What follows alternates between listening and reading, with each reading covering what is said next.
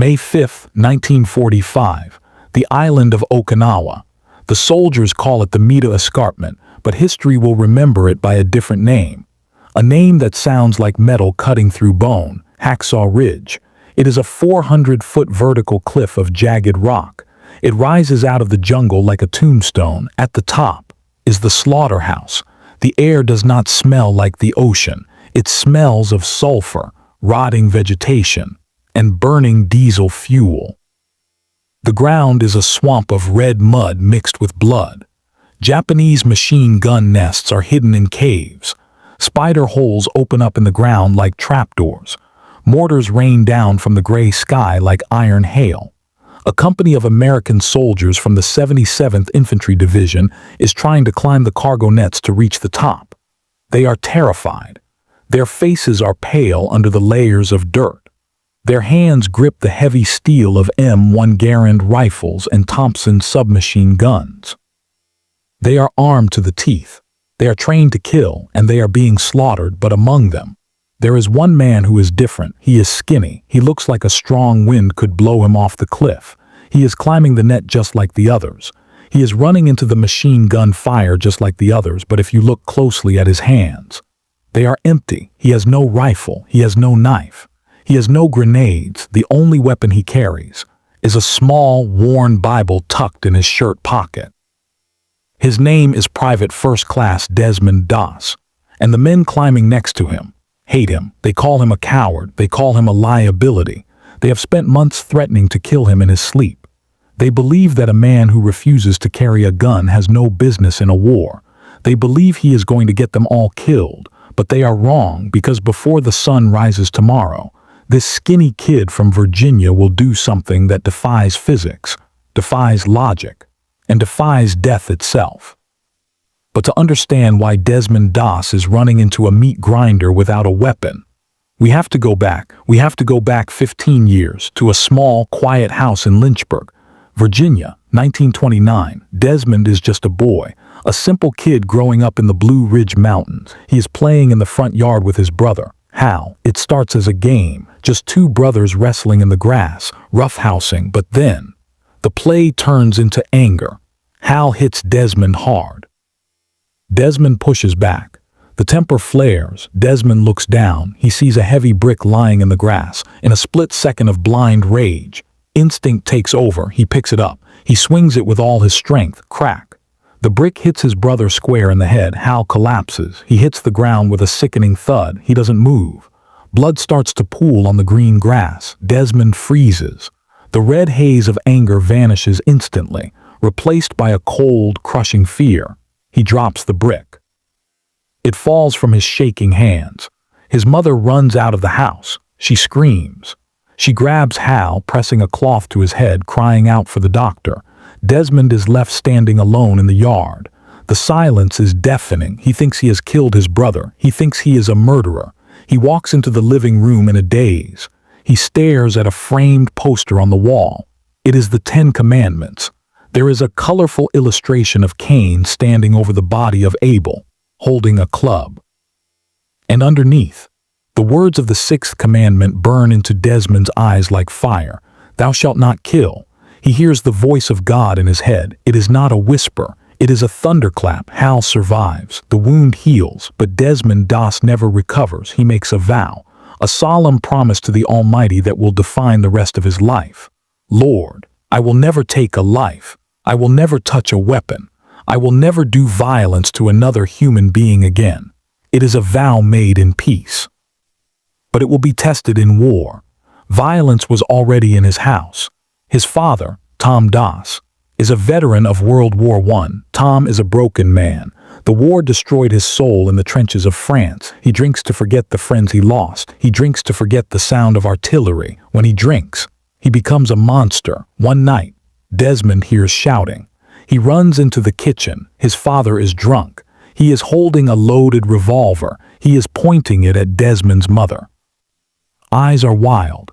His finger is tightening on the trigger. Desmond doesn't think. He lunges. He is smaller than his father, but he wrestles the gun away. The cold steel feels heavy in his hand, an object of death. He runs out of the house and throws the revolver into the creek. When he comes back, His father is slumped in a chair, weeping. Desmond realizes then that guns don't protect people. Guns destroy families. Guns destroy souls. December 7, 1941. Pearl Harbor. The Japanese Empire attacks the United States. The Pacific Fleet burns. 2,400 Americans die in a single morning. The country demands revenge. Every young man in Lynchburg runs to the recruitment office. They want to fight. They want to kill Nazis. They want to kill Japanese soldiers. Desmond works at a shipyard. His job is critical to the war effort. He is exempt from the draft. He could stay home. He could stay safe. But Desmond is a patriot. He loves his country. He cannot sit in a warm house while other men die for his freedom. So, he does something that confuses everyone. He walks into the recruitment office. The officer behind the desk looks at the skinny kid. Name, Desmond Doss. Do you want to sign up for the infantry, son? Yes, sir, Desmond says, but I want to be a medic. I want to save lives, not take them. The officer frowns. He puts down his pen. Son, in the United States Army, every soldier carries a rifle. The standard issue. You fight first. You patch people up second. Desmond shakes his head politely. I cannot touch a gun, sir. The officer laughs. He thinks it is a joke. You are joining the army to fight a global war. But you won't touch a weapon, no, sir. I am a conscientious cooperator. I will wear the uniform. I will salute the flag. I will go into the battlefield, but I will not kill. The officer stares at him. He stamps his papers. He marks him down as a conscientious objector. He looks at Desmond with disgust. Good luck, kid, he says. You are not going to last a week. Desmond doesn't know it yet. But the war against the Axis powers will be easy compared to the war he is about to fight against his own countrymen. Fort Jackson, South Carolina, basic training. Desmond Doss enters the barracks. It is loud. It is rough. It is filled with tough men from the mountains and the cities, men who chew tobacco and sharpen their bayonets. They are learning to assemble rifles. They are learning to use grenades. They are learning to kill. Desmond refuses when the sergeant hands him a rifle.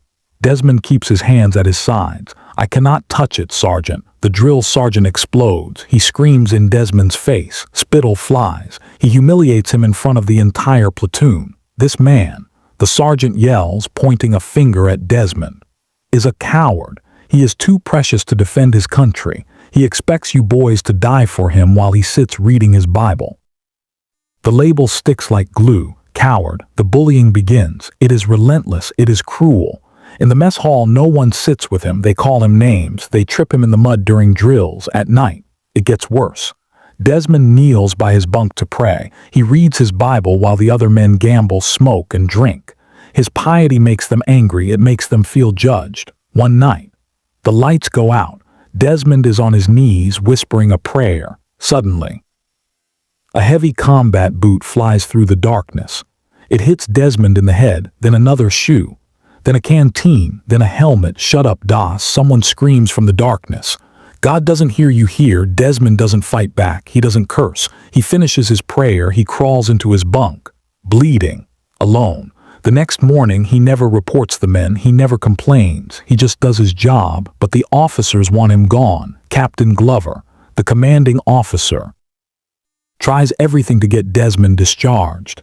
He files paperwork claiming that Desmond is mentally unstable. A Section 8. He is crazy, the report says. He is unfit for service because his religion prevents him from following orders. They bring him before a board of officers. They try to send him home in shame. Desmond stands tall in the hearing room. He looks small compared to the generals. I am not crazy, sir. He tells the colonel. I am a good soldier. I can run faster than any man here. I can carry more weight. I just cannot kill. You don't need a rifle to save a man's life. The ruling comes down. The law is on Desmond's side. He can stay. The officers are furious. They are stuck with him. The day comes to ship out, to go to war. One of the soldiers, a tough guy named Zane, corners Desmond in the barracks. He grabs Desmond by the collar. He slams him against the lockers. He looks him deep in the eyes. Doss. He spits. When we get into combat and the bullets start flying, I am not going to protect you. He pushes Desmond back. In fact, Zane says, his voice cold, I hope you get shot first, because you are going to get us all killed, and if the Japanese don't kill you, I might do it myself." Desmond says nothing. He picks up his medical bag, he touches the Bible in his pocket, he boards the transport ship. He is going to war with men who hate him. He is walking into hell without a weapon to defend himself, and he has no idea that he is about to become the most important man on the battlefield. The ship sails for the Pacific. Next stop, the Mita Escarpment. Next stop, the vertical hell. April 1945, the Pacific Ocean. The transport ship hits the waves with a rhythmic thud. Inside the hold, the air is thick with cigarette smoke and the smell of vomit. Private First Class Desmond Doss sits quietly in the corner. He is reading his Bible. Around him, the men of the 77th Infantry Division are cleaning their rifles. They are sharpening their bayonets. They are writing final letters to their wives and mothers. They are nervous. They have heard the rumors about Okinawa. They say it is the bloodiest island in the Pacific. They say the Japanese are not surrendering. They say they are fighting to the last man, and they are right. The ship ramp drops. The sunlight hits them. Desmond Doss steps onto the beach. The sand is black. The sky is gray, but the horror is not on the beach. The horror is waiting for them inland. The company marches for miles through the mud. The rain starts to fall. It is a cold, miserable rain that soaks through their uniforms. Then they see it. Mita Escarpment. The soldiers stop walking. They look up, and they go silent. It is a monster. A sheer cliff face rising 350 feet straight up into the air. It looks like a giant stone wall built by the devil himself. At the top, the Japanese army is waiting. They have had years to dig in. They have built tunnels, bunkers, and machine gun nests deep inside the rock to take Okinawa. The Americans have to take that cliff. The commanding officer yells the order, "Move out." They approach the base of the cliff. The Navy has already bombarded the top. The ground is shaking from the impact of 14-inch shells fired from battleships miles away. The noise is deafening, boom, boom, boom, but the Japanese are safe inside their caves at the base of the cliff. The Army engineers have hung massive cargo nets. They look like giant spider webs draped over the rock. This is the only way up. Desmond Doss adjusts his medical bag. It is heavy. He carries double the supplies of a normal medic. He carries plasma, morphine, bandages, and a small bottle of milk for his stomach ulcers. He looks at the cargo net. He looks at the men around him. Zane, the man who threatened to kill him, is standing nearby. Zane checks his Thompson submachine gun. He looks at Doss with pure hatred. "You are going to get us killed, Doss," his eyes seem to say. The climb begins, one hand over the other. The rope is wet and slippery with mud. The soldiers are heavy. Their boots slip on the rocks. Desmond climbs. He can hear the heavy breathing of the men around him. He can smell their sweat. It is the smell of fear. They are sitting ducks. If the Japanese look over the edge now, they can cut the ropes. They can drop grenades. They can kill them all, but the top remains silent. Desmond reaches the lip of the cliff. He pulls himself up and rolls over onto the plateau. He expects to see an army, but he sees nothing. The top of Hacksaw Ridge is a wasteland. The artillery has destroyed every tree. The ground is churned up like a muddy field. There is a thick, white mist hanging over the ground. It is quiet, too quiet. The smell hits them first. It is not the smell of sulfur. It is the smell of rotting meat. Thousands of bodies are buried in the mud or hidden in the caves. The stench is so strong that some of the soldiers start to gag. The company spreads out. They move slowly through the fog, fingers on triggers. Eyes scanning the mist. Desmond walks behind them. He has no weapon to hold. He holds his medical bag with both hands. Click. A soldier on the left steps on something. A landmine, a twig, no, suddenly, the ground opens up. Spider holes. Small wooden lids pop open all over the field. Japanese soldiers rise up out of the ground like ghosts. They are screaming. Banzai. The silence is shattered by the roar of machine guns. Rat-tat-tat-tat-tat. The American soldiers at the front of the line drop instantly.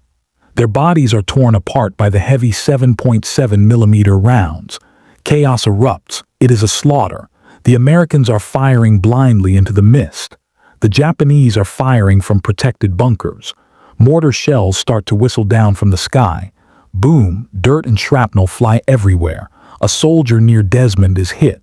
His leg is blown off. He screams for his mother. This is the moment. This is where a coward runs away. This is where a man without a gun hides in a hole, but Desmond Doss does not hide, while every other man is diving for cover. Desmond Doss stands up.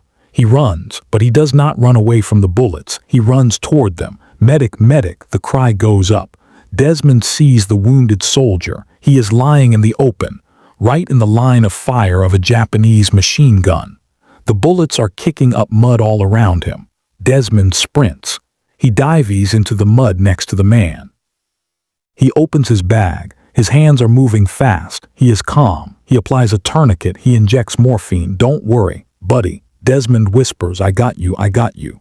The machine gun bullets are whizzing inches above Desmond's head. Snap, snap, snap. He grabs the soldier by the collar. He drags him through the mud, crawling on his belly, inch by inch, until they reach a shallow crater. He leaves the man there and turns around. Someone else is screaming. Desmond runs back out. He sees Zane. The bully, Zane, is pinned down behind a rock. His gun is jammed. He is panicking. A Japanese soldier charges at Zane with a bayonet. Desmond is nearby. He has no gun to shoot the attacker. He yells out, look out. Zane turns just in time. He unjams his weapon and fires. The Japanese soldier falls. Zane looks at Desmond. He is shocked. The skinny kid, the coward, is standing in the middle of hell, unarmed, saving lives. The battle rages for hours. The sun starts to set. The sky turns a bloody red. The Americans have taken heavy casualties. The ground is littered with dead bodies, but they have established a foothold. They have not been pushed off the cliff.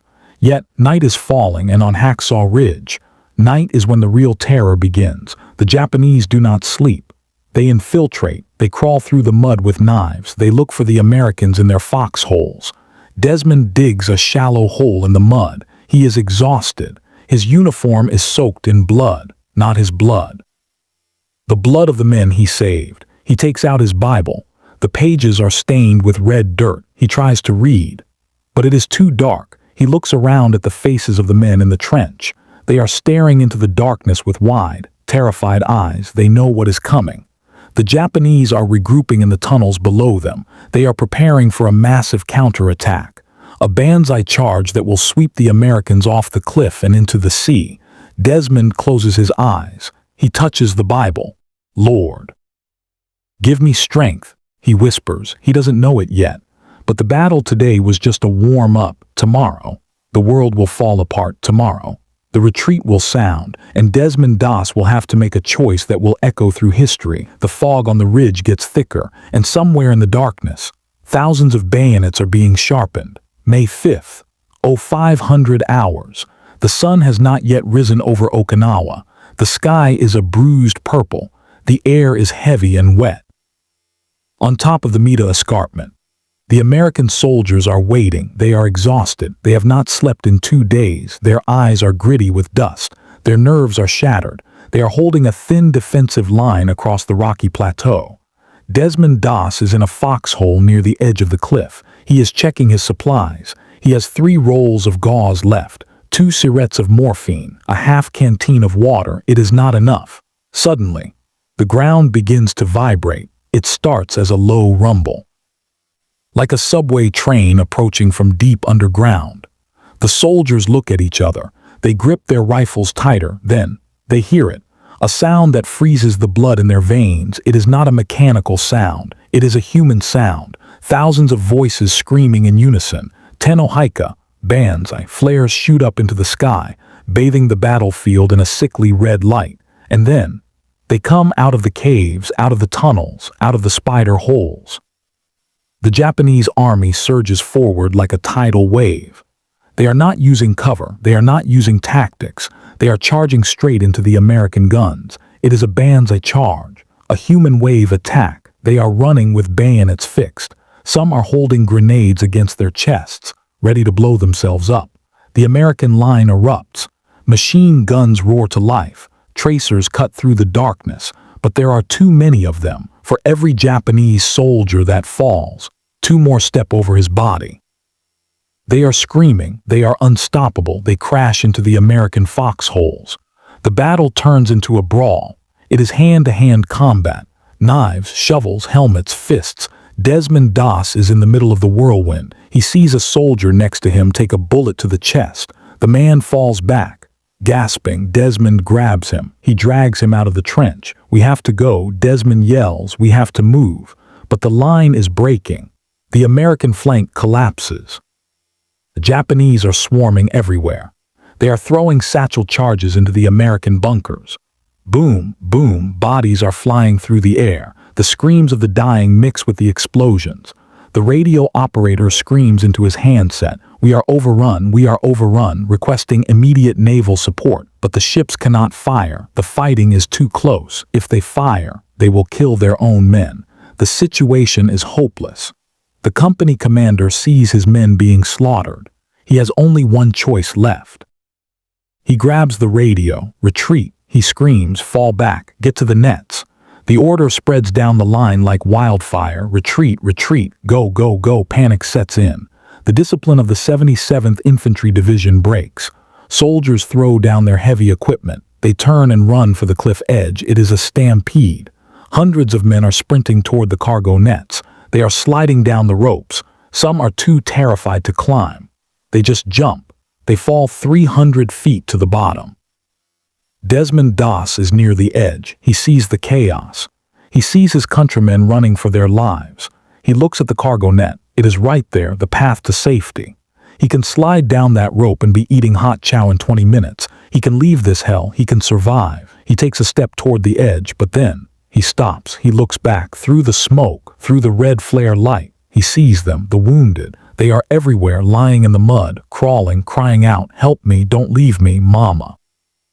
Dozens of them, maybe 100, they have been left behind. The Japanese soldiers are moving through the smoke like executioners. They are walking up to the wounded Americans and finishing them off with bayonets. If Desmond leaves, these men die, all of them. Zane, the man who hated him, is out there somewhere. The captain is out there. The boys from the barracks are out there. Desmond stands on the edge of the cliff. The wind whips his uniform. Below him, safety. Behind him, certain death. Every instinct in his body screams at him to run. Survival is the strongest human instinct, but Desmond Doss listens to a different voice. He turns his back on the cargo net. He turns his face toward the enemy. He is alone. The entire American army has retreated down the cliff. There are no rifles to protect him, no tanks, no air support, just a skinny medic armed with a Bible and a refusal to quit. The smoke swirls around him. He is invisible for now. He takes a deep breath. The air tastes like ash. He whispers into the darkness, "Lord, please help me." He crouches low. He starts to run back into the kill zone, back into the hell that everyone else is running away from. The sun is rising now and on the top of Hacksaw Ridge. The impossible miracle is about to begin. The sun has set. The Americans are gone. They are safe at the bottom of the cliff. The top of Hacksaw Ridge belongs to the enemy now. It is pitch black. The smoke from the artillery shells hangs low over the ground like a shroud. The silence is terrifying. An hour ago, this place was a deafening storm of machine guns and screaming men. Now, the only sound is the wind and the low moans of the dying. Desmond Doss is alone. He is the only American left standing on the plateau. He is surrounded by thousands of Japanese soldiers. He should be running, he should be hiding, but he is not. He is crawling. Desmond moves through the mud on his hands and knees.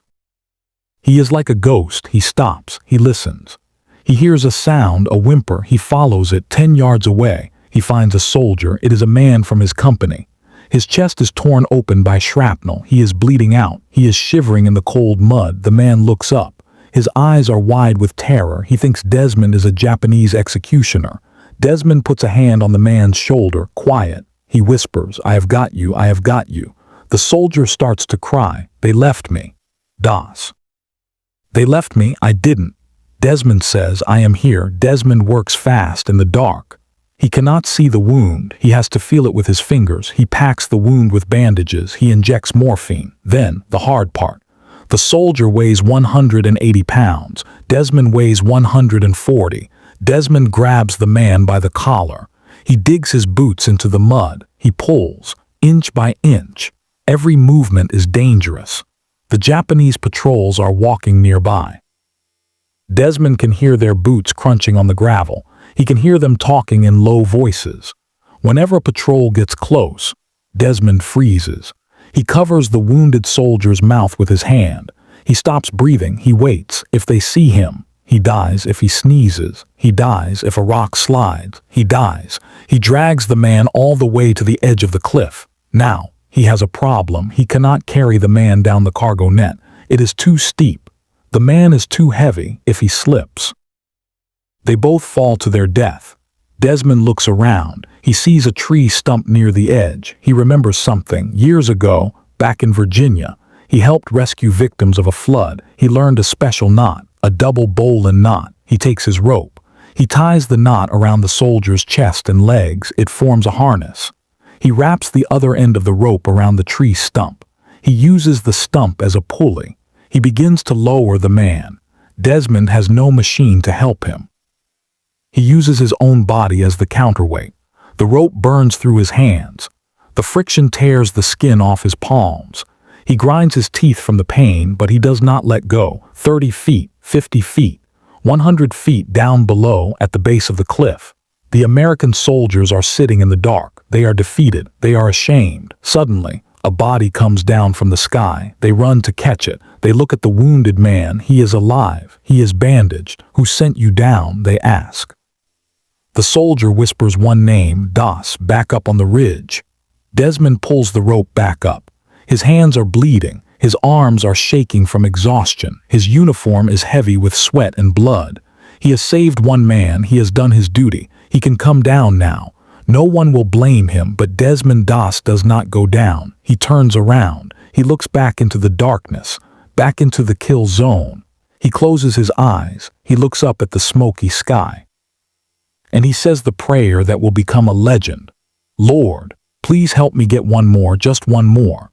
He turns and crawls back into the hell. 10 minutes later, he finds another one.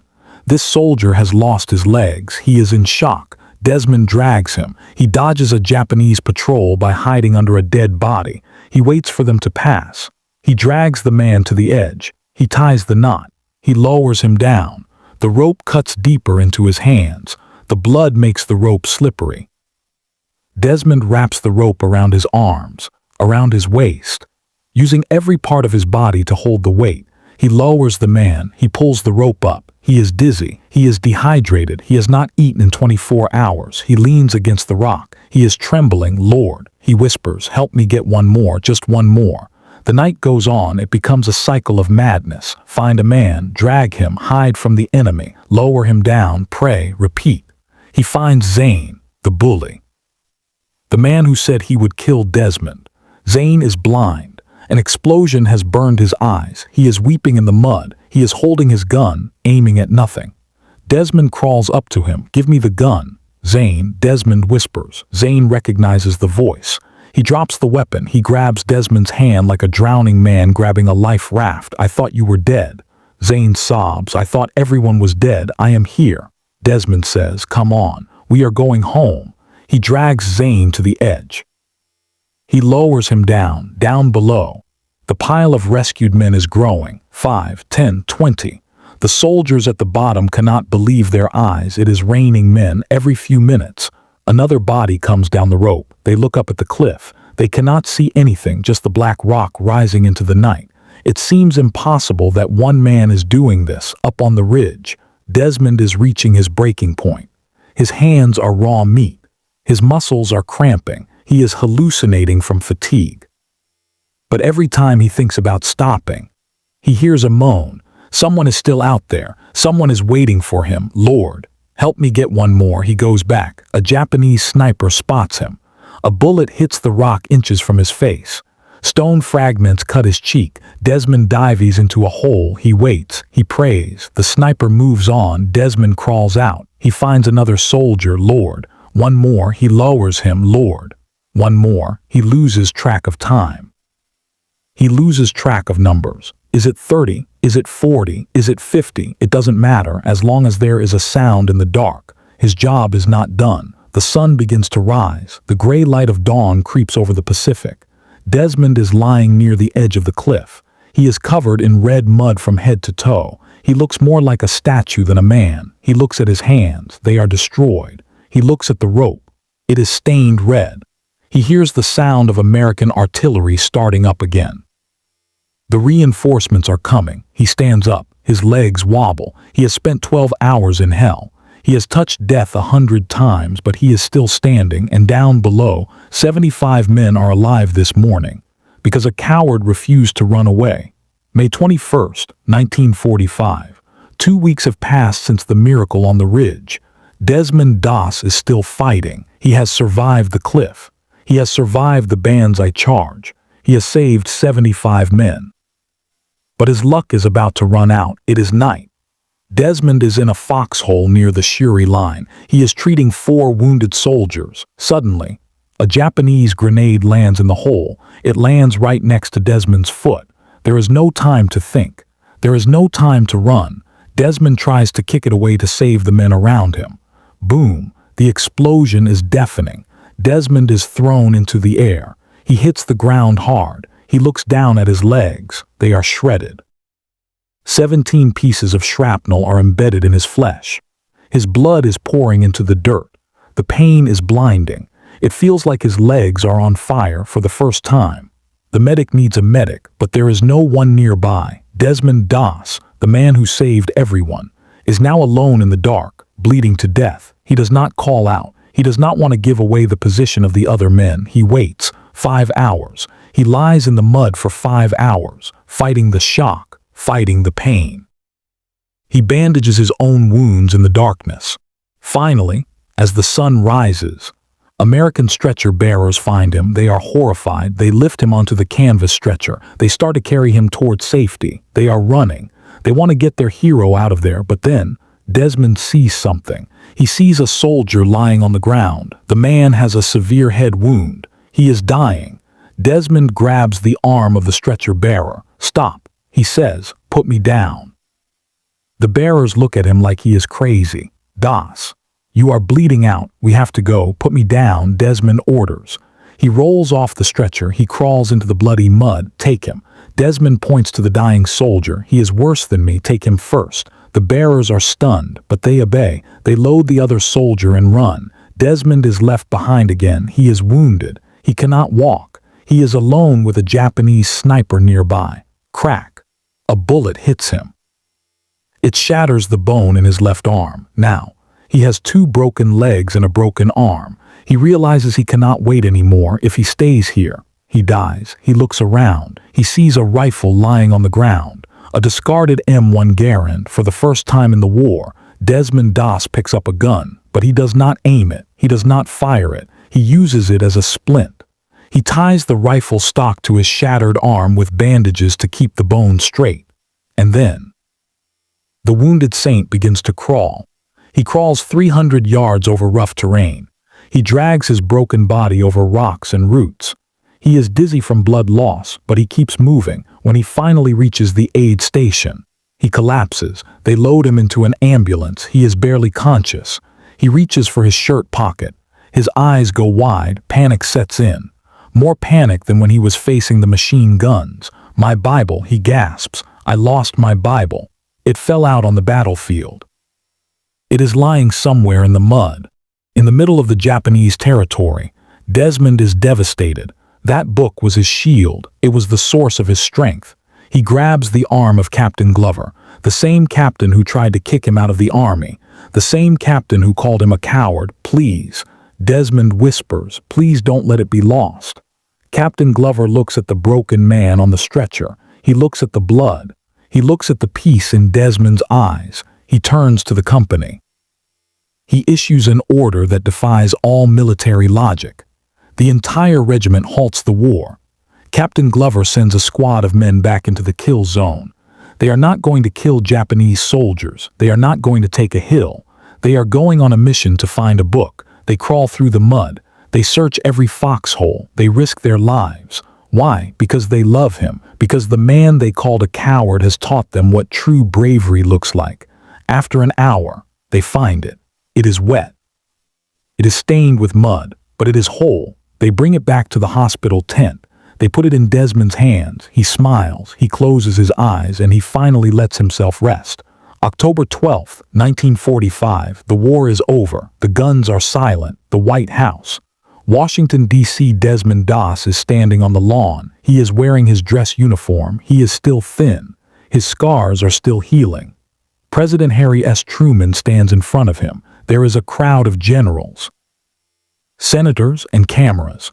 The president holds up a medal. It is a gold star surrounded by a green wreath.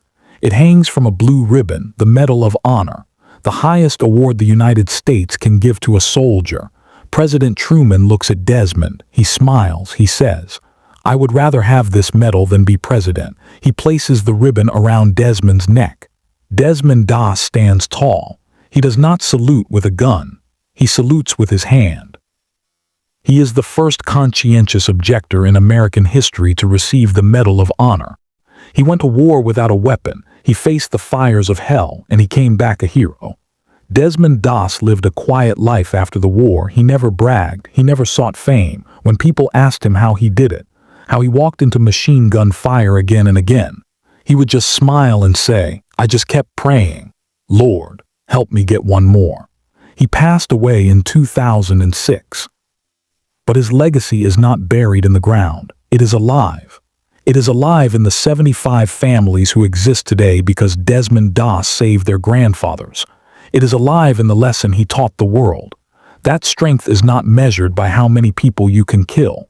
It is measured by how many people you can save. That true courage is not the absence of fear. It is doing the right thing, even when you are terrified.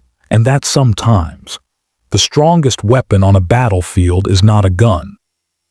It is a heart that refuses to hate. If this story moved you, do me a small favor, hit that like button. It helps us share these forgotten stories with the world. And tell me in the comments, what would you have done if everyone around you was running away? Would you have the courage to stay? If you want to see more stories about real heroes, real history, and the men who fought for our freedom, make sure you subscribe and turn on notifications. We are bringing history back to life, one story at a time. This was the story of Desmond Doss, the hero of Hacksaw Ridge. Thank you for watching, and remember, never underestimate the power of one man who believes.